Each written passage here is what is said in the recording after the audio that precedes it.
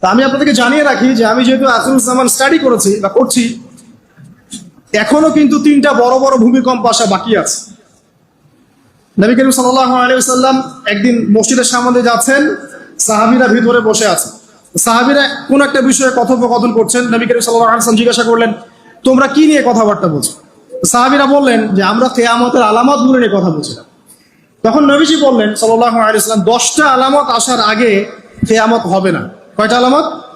10টা। এই 10টা আসার আগ পর্যন্ত কিয়ামত হবে না, নিশ্চিন্ত থাকতে পারেন। কিন্তু এই 10টা কবে চলে আসবে এর কোনো গ্যারান্টি আছে? নাই। তার প্রথমটা হচ্ছে দাজ্জাল, মাসিহুদ দাজ্জাল মানুষের রূপে বের হবে। 2, ঈসা ইবনে মারইয়ামের আগমন, নবী ঈসা আলাইহিস সালাম আসবেন এবং তার হাতে দাজ্জাল নিহত হবে। কোথায় নিহত হবে সেটাও বলে দেওয়া আছে, প্যালেস্টাইনের বাবেলুদ নামক জায়গায়, যে জায়গাটা অলরেডি প্রস্তুত। 3 নাম্বার হচ্ছে দাব্বাতুল আরদ, জমিন থেকে একটা অদ্ভুত প্রাণী বের হবে যে মানুষের সাথে কথাবার্তা বলবে। এটা হাদিসে আছে কিন্তু, তা আমরা এখন নিঃসন্দেহে 90% মানুষ বিশ্বাস করবে না। এবং যারা একটু বেশি চেতনাধারী তারা বলবে যে মোল্লা মুন্সিদের কথা শোনো, প্রাণী বলে আবার কথা বলবে। কিন্তু হ্যাঁ, এই কথাটাই যদি নাসা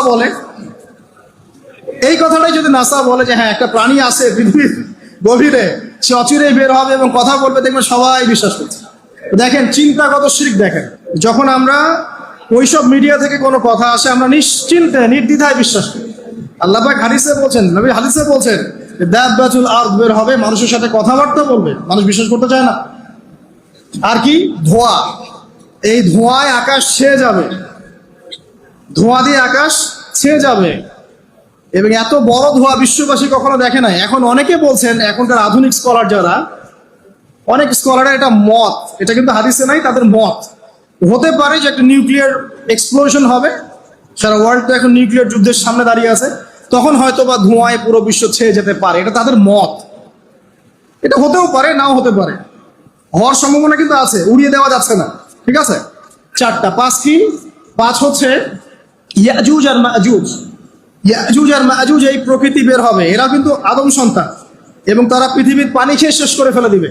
তারপর এই যে 6, 7, 8, এই 3টা হচ্ছে 3টা বড় বড় ভূমিকম্প, যেটা বলতে গিয়ে আমি জিজ্ঞাসা আসছি যে 3টা ভূমিকম্প এখনো আসা বাকি আছে। নবীজি বলেছেন একটা পৃথিবীর পূর্ব দিকে হবে। পূর্ব দিক কোন দিক?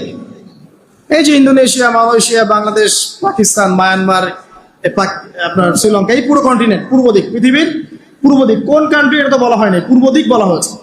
এবং এখানে ভূমিকম্প বলা হচ্ছে না, বলা হচ্ছে ভূমি ধসে যাবে, মানে পুরো ভূমিটা নিচে চলে যাবে। এখন যারা এগুলো নিয়ে গবেষণা করেন তারাও কিন্তু সেম কথাই বলছেন, খেয়াল করে দেখেন।